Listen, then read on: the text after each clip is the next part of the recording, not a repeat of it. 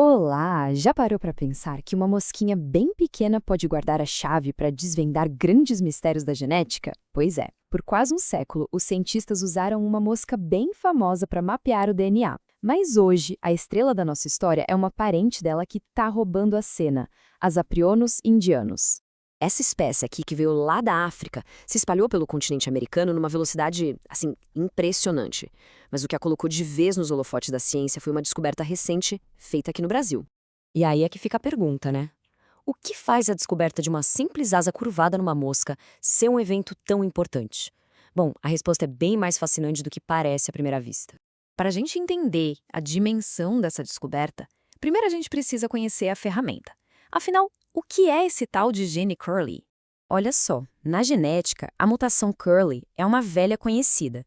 Foi descrita há um século e ela causa exatamente isso, essa curvatura bem característica nas asas das moscas. Mas não é só um detalhe visual, não. Vai muito além disso. Em laboratório, o gene Curly funciona como um marcador genético.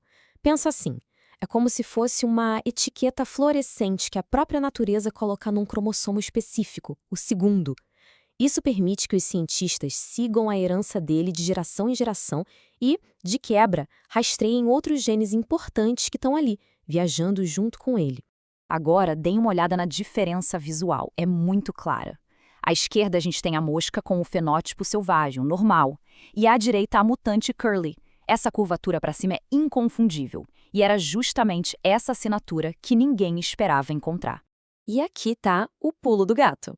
Essa etiqueta genética, tão útil e tão famosa na Drosophila melanogaster, nunca tinha sido vista em todo o gênero Aprionos. Encontrar isso é como, de repente, achar a chave mestra para um cadeado que estava fechado há muito tempo.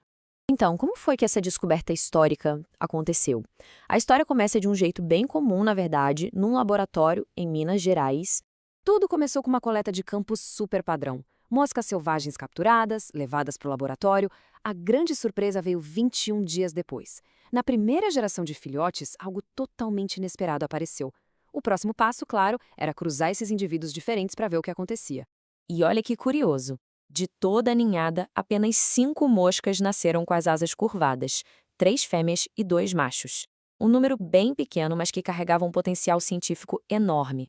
Foi um achado completamente espontâneo, ao acaso. E aqui veio a confirmação definitiva. Quando cruzaram esses 5 mutantes originais, a geração seguinte produziu 12 novos indivíduos com asa curly e só 3 com as asas normais. Era a prova que faltava. A mutação era real e, mais importante, era hereditária. Ok, a mutação foi encontrada, foi confirmada, mas, na prática, qual é a real aplicação disso tudo? Vamos entender por que essa característica é tão importante para o futuro da pesquisa. Para a gente ter uma noção do peso disso, nas palavras dos próprios autores do estudo, e eu cito: este é o primeiro registro de um mutante fenotípico de Drosophila em Z indianos. Ou seja, é um momento fundador para a pesquisa genética com essa espécie. O que a gente vê aqui é a ciência em ação, na sua forma mais pura. Começa com uma observação atenta no laboratório, passa por uma validação super rigorosa para ter certeza de que é uma ferramenta confiável e, no final, abre um leque de novas possibilidades de pesquisa.